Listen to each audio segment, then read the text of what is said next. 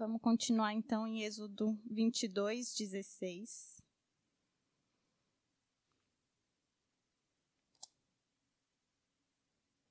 Quem estava aqui na aula passada, a Nil fez a primeira parte de Êxodo 22, em que ela falou especificamente sobre patrimônio e reparação, sobre como o Senhor vê a questão da propriedade, daquilo que é seu. E, para resumir isso, né, o que a gente precisa guardar no nosso coração é que tudo aquilo que a gente tem foi Deus que nos deu. Então, se foi o Senhor que nos deu, se isso é nosso, o Senhor tem aqui uma proteção, um modo de viver, de forma que o que o outro tem também foi Deus que deu. E dessa forma nós aprendemos a não cobiçar o que é do outro, nós aprendemos a ser gratos por aquilo que nós temos, porque nós dependemos do Senhor para alcançar. Então, esse coração grato e esse modo de olhar para a vida do outro sem cobiçar vai nos impedir de quebrar esse mandamento e vai nos fazer viver num reino, numa comunidade que respeita o que é do outro e que é grato por aquilo que tem. E que tudo vem de Deus. Então, nessa segunda parte, ele vai trazer aqui, a partir do versículo 16, algumas outras instruções, que já não são acerca de patrimônio mais. Então, aqui ele vai falar de, se a gente pudesse resumir em 2 grandes temas, seriam imoralidade e idolatria. Alguém pode ler, por favor, do 16 até o 31. Então, quando a gente estuda os mandamentos, a gente precisa ter algumas coisas em mente. Primeiro, os rabinos estudam os mandamentos em 2 tipos principais, em mandamentos lógicos e mandamentos supralógicos. O que isso quer dizer? Quando o Senhor diz assim, não mate, não roube, não furte, é lógico, é óbvio. Por quê? Porque não é para matar, porque não é para roubar, porque não é para furtar, beleza. E os outros mandamentos são supralógicos. O que ele quer dizer com isso? Que não necessariamente você vai entender o porquê do mandamento, mas é para obedecer. Isso, supralógicos e lógicos. Isso nos coloca diante de uma realidade, enquanto povo de Deus, que muitas vezes a gente vai ter que obedecer sem entender o porquê. Mas para que eu tenho que fazer isso? Um exemplo é o que vem um pouquinho depois desse texto, que são as festas. Está aqui no meio dos mandamentos. E o Senhor diz, celebre. Mas por quê? Qual a lógica? Né? O que eu ganho com isso? Então, muitas vezes, a gente vai obedecer primeiro sem entender e depois a gente entende. Primeiro a gente vai obedecer.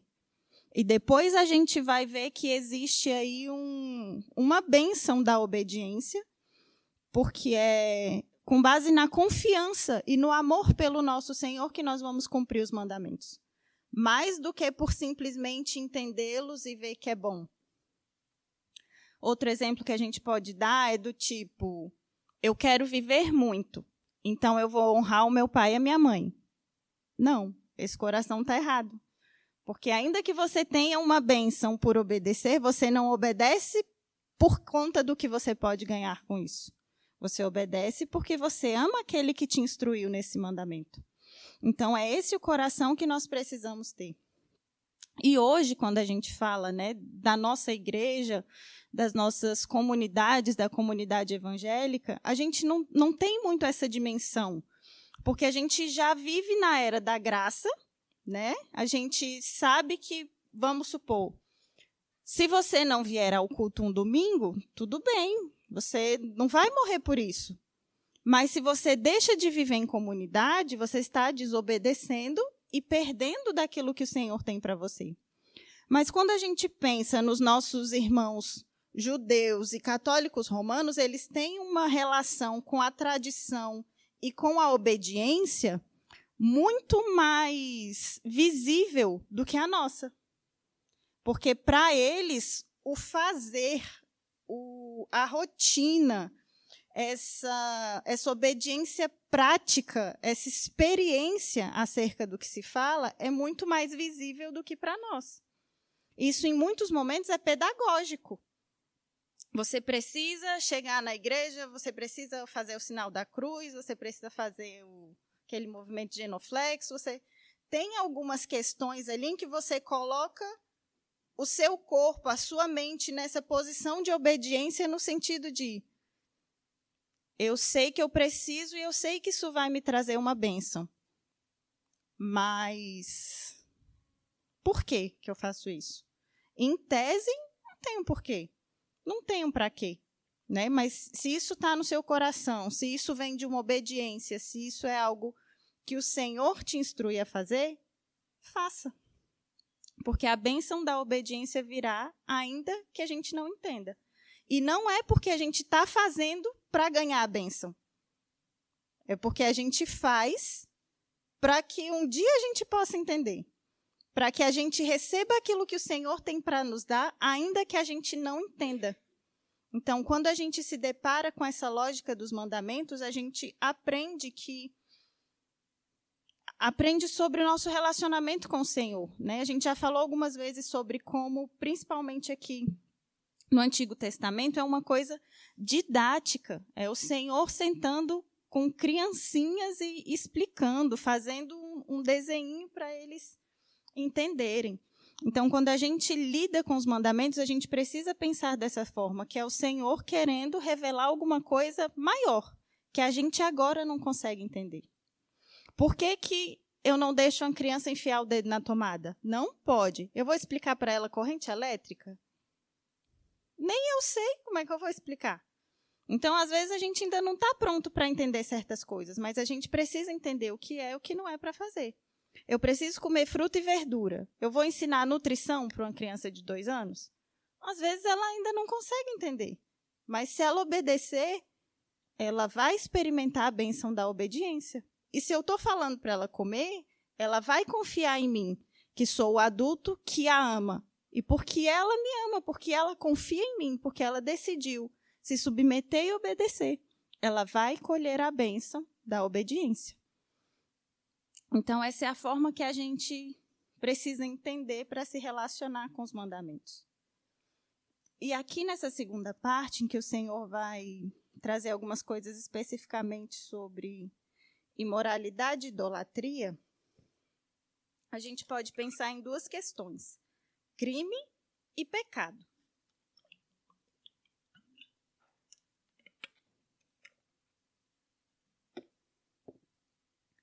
E quando a gente pensa em crime, a gente vai pensar no pecado contra o próximo. E quando a gente pensar em pecado, a gente pensa em crime contra Deus, digamos assim. Então, em qualquer mandamento contra o próximo que a gente quebrar, a gente muitas vezes não tem essa noção exata de que a gente está pecando contra Deus. A gente costumeiramente acha que está pecando contra o outro. E quando a gente vai ver essa parte aqui do texto, a gente vai ver que nós pecamos contra Deus que o criou, contra Deus que o defende, contra Deus que é o seu pai. E essa lógica, né, da família, vamos dizer, eu costumo dizer isso, que é como falar mal das minhas irmãs para minha mãe. Não vai adiantar. Por mais que elas estejam erradas. Minha mãe nunca vai concordar comigo se eu falar mal das minhas irmãs. Ela sempre vai fazer um arrodeio, ela sempre vai dar um jeito de defender, de dizer que não é bem assim, peraí, vamos ver. E quanto mais o Senhor, que é completamente justo. E ele sabe que, na verdade, nenhum dos dois está certo, né? Então, se você está pecando contra o seu irmão, você está pecando contra Deus que o fez, contra Deus que o ama. E a gente viver nessa lógica nos torna muito mais temorosos, porque talvez pecar contra o outro para a gente seja bem mais permitido, né?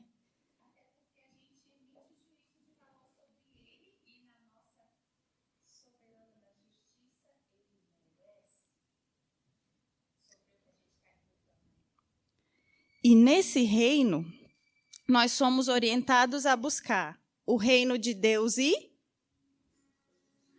a gente costuma usar esse versículo pela metade. Buscai primeiro o reino de Deus. Buscai primeiro o reino de... E parece que o reino de Deus é só umas coisas assim, né? As bênçãos, as coisas boas. Vem o teu reino, as coisas boas, é o reino de Deus.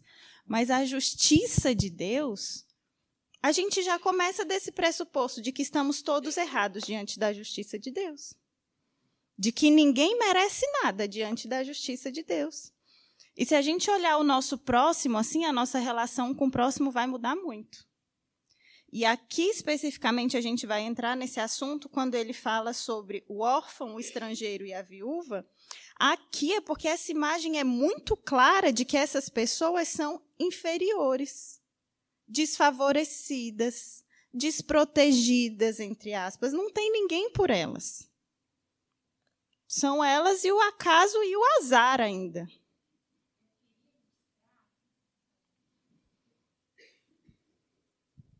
Eu queria ilustrar isso que Camila está trazendo para nós com algo muito recente.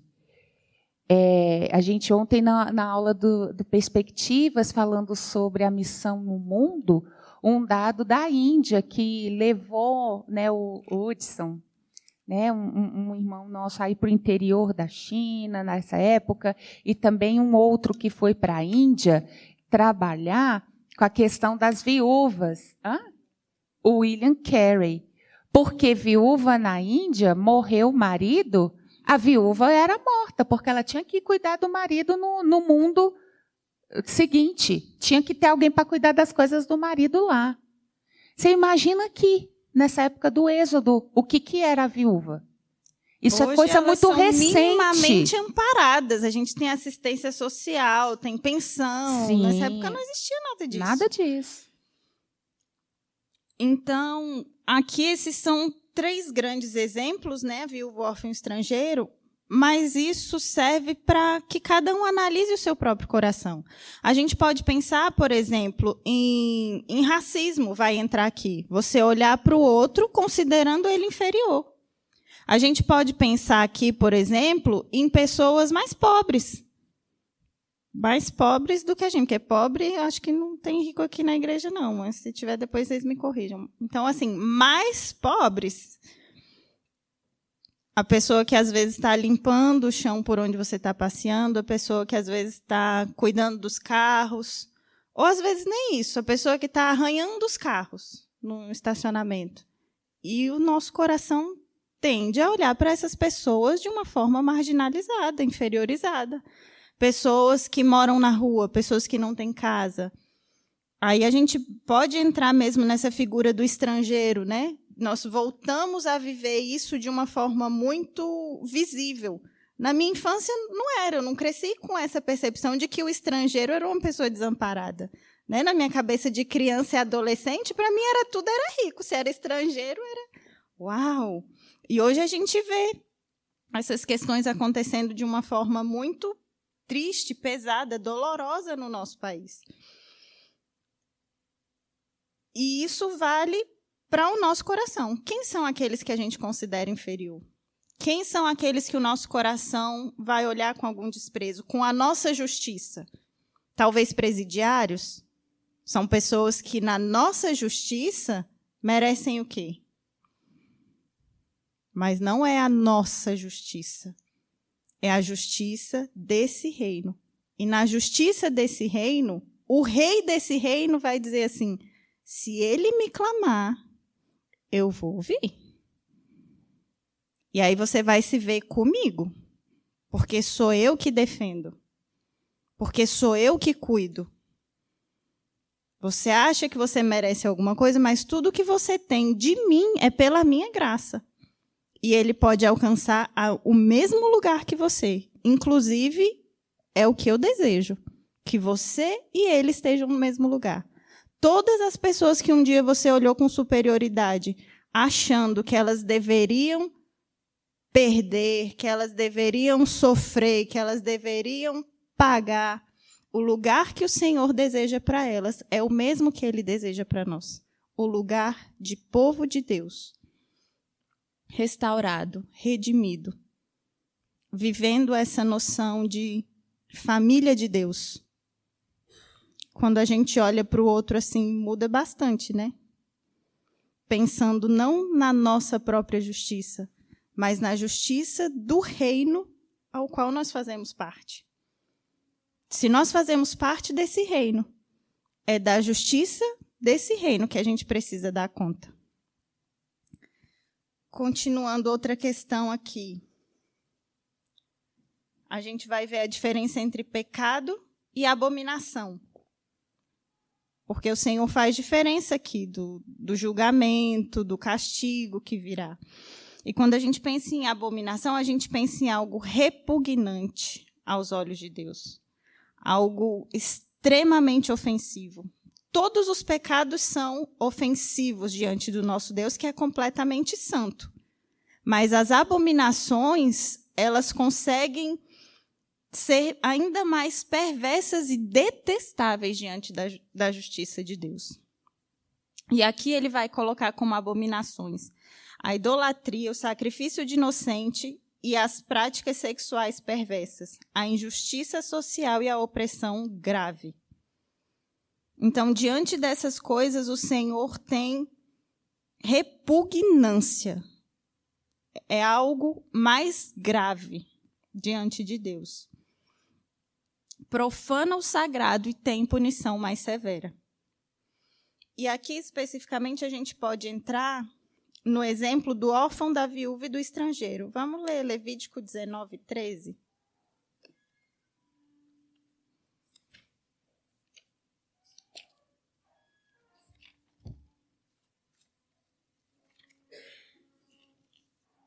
Quem achar pode ler, por favor.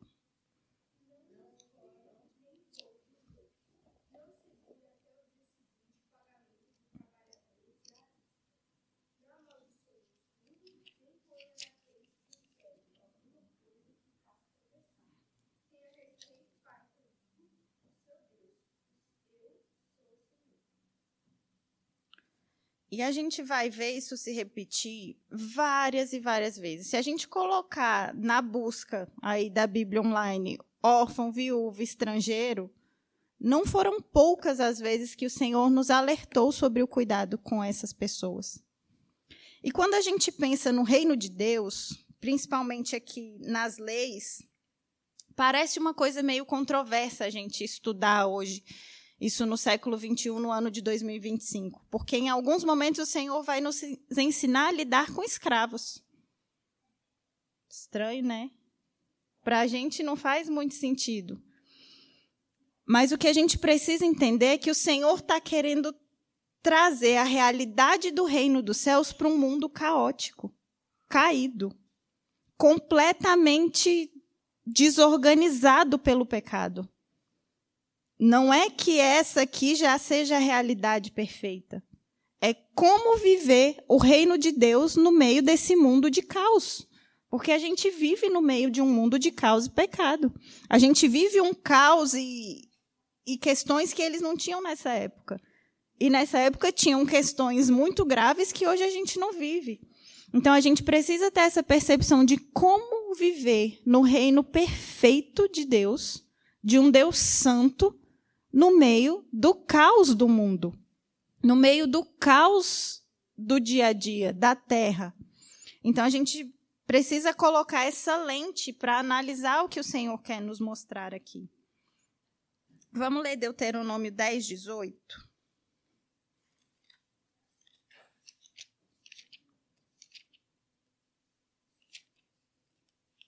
Quem achar pode ler.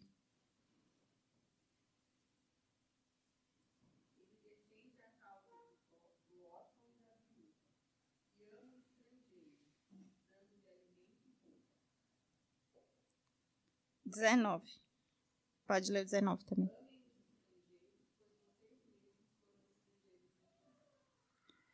Quando a gente para olhar, né, nós somos, então, parte agora da descendência de Abraão. Por meio do sangue de Jesus, fomos enxertados nessa família e recebemos essas bênçãos. Então, a gente pode pensar que a nossa família, o nosso povo, quem nós somos como povo de Deus, essa também é a nossa história. Então, é isso que o Senhor está querendo dizer aqui. Você não está em condição de achar o outro inferior. Do mesmo jeito que ele é estrangeiro, você também já foi. E aqui você pode substituir por várias outras coisas. Do mesmo jeito que ele é pecador, que não me conhece, você também já foi. Do mesmo jeito que ele está imerso em pecado e engano, você também já esteve. Do mesmo jeito que o outro está desamparado, sozinho, você também já esteve. E se você acha que não esteve, talvez você ainda esteja. Quando a gente se coloca nesse lugar, é a mesma dinâmica do perdão. Qual é a ofensa que a gente vai receber que a gente não consegue perdoar? É porque a gente ainda não percebeu o tamanho da nossa ofensa contra Deus, do tamanho da ofensa da qual nós fomos perdoados. Então, qualquer que seja a pessoa que nós olharmos com superioridade, está faltando a gente conhecer quem a gente é, a nossa própria miséria. E aí a gente consegue olhar para o outro, entendendo que o que quer que ele esteja fazendo, é o Senhor quem deseja cuidar dele, salvar ele e tirá-lo daquele lugar. Lembre-se de onde você veio. Escravos, pobres, todos nós somos. Em Apocalipse, o Senhor vai dizer para a igreja, como tem lá na carta. Você esqueceu que você é pobre, cega e nua? Você esqueceu que é você, essa pessoa inferior, que não tem nada e que precisa de mim para tudo? Você esqueceu quem você é. Vamos ler Lucas 4:18.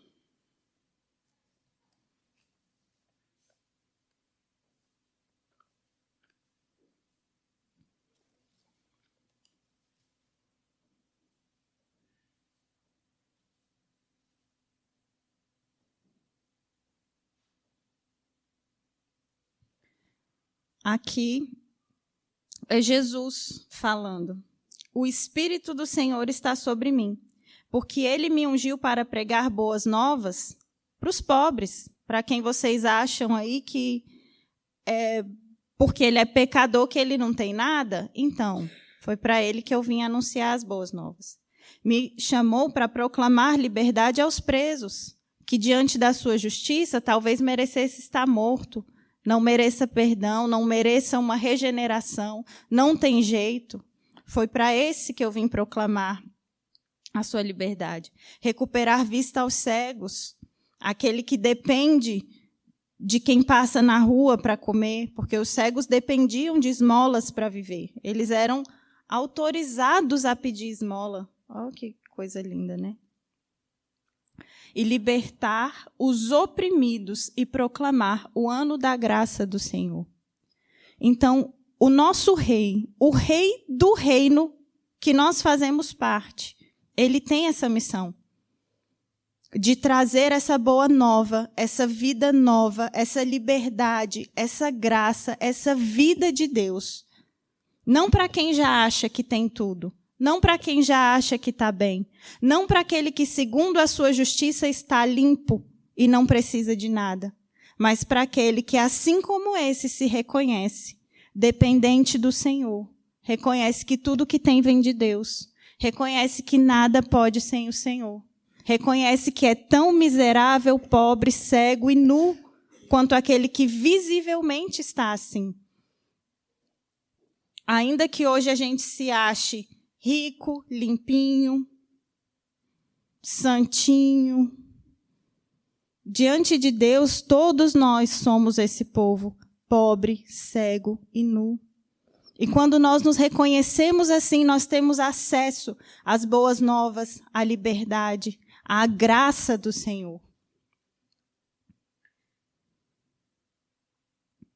A gente já sabe que as obras não salvam ninguém. O que nos salva é a nossa fé no nosso Senhor, Jesus Cristo, e que nos convida, nos habilita a fazer parte desse reino. Mas como vivem os que fazem parte desse reino? Do mesmo jeito que quem não faz? Quem vive nesse reino e quem não vive nesse reino vive igual? Esse reino tem uma justiça. Esse reino tem um rei próprio. E é por isso que a gente precisa estar sempre com a cara enfiada nesse livro, porque essa justiça nos importa. E até hoje de manhã a gente estava falando, né? O que tem a ver missões sobre estudar o livro de Cânticos, por exemplo. Num primeiro momento você pode dizer nada. Mas se nós não conhecemos o coração do rei a quem nós servimos, se nós não sabemos o que o nosso rei ama, como é que nós vamos agradar o nosso rei? Por isso vale a pena investir tempo conhecendo o coração do nosso rei. O que é que ele ama? O que é que ele quer? O que é que o agrada? Você já teve vontade de fazer alguma coisa para o Senhor? Talvez quem gosta de cozinhar, já tive vontade de fazer uma refeição para o Senhor. Já tive vontade de abrigar o Senhor na minha casa. Já tive vontade de agradar o coração daquele a quem eu amo. E nós temos umas dicas aqui de como agradar o coração daquele a quem nós amamos. Se nós o amamos verdadeiramente, nós vamos querer agradá-lo.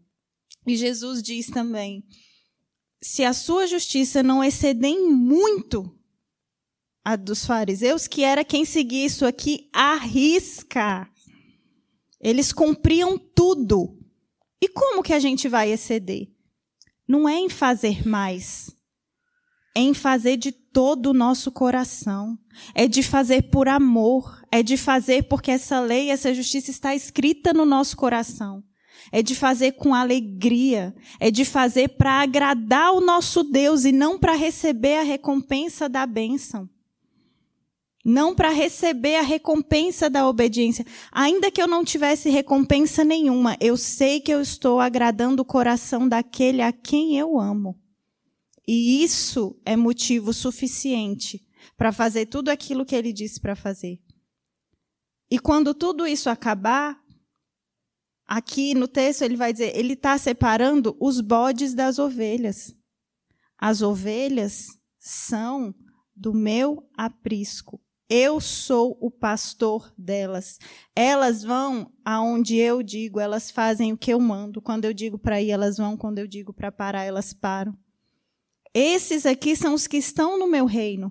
Essa aqui é a minha noiva, esse é o meu povo. E esse povo fez isso, isso, isso, isso.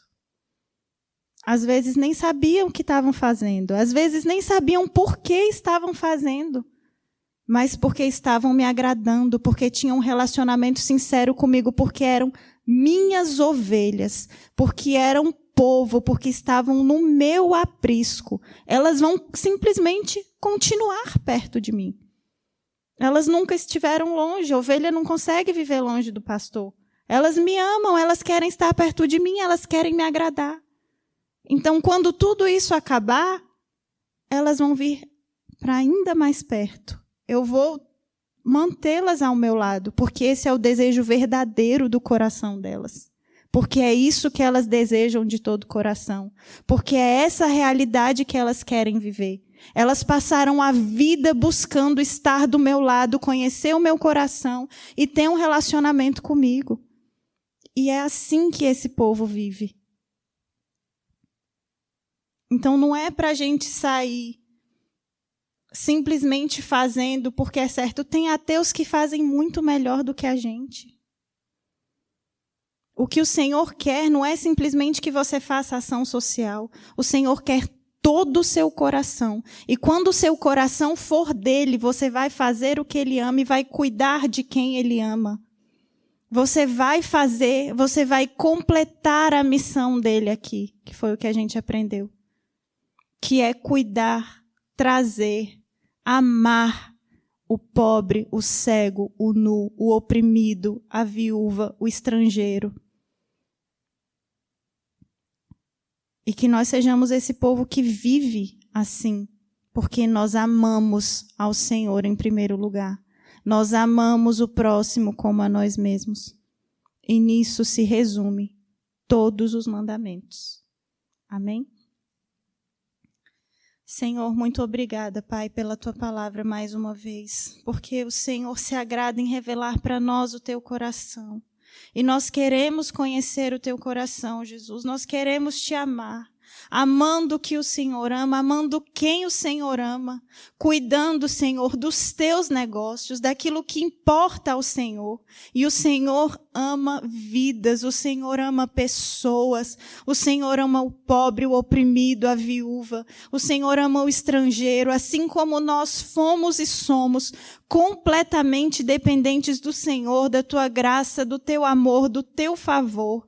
Enche os nossos corações de amor por Ti em primeiro lugar, Senhor, e nos habilita pelo Teu Espírito Santo a viver a realidade desse reino, de ovelhas do Senhor, que desejam estar perto do Senhor, cumprindo, Senhor, o Teu propósito para a Tua igreja, para o Teu povo que se reúne em Teu nome, Jesus. Amém.